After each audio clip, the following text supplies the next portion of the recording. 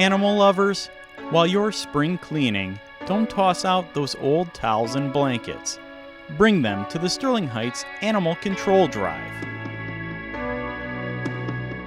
During the month of April, Animal Control is collecting towels and blankets to line the crates for lost animals they bring in.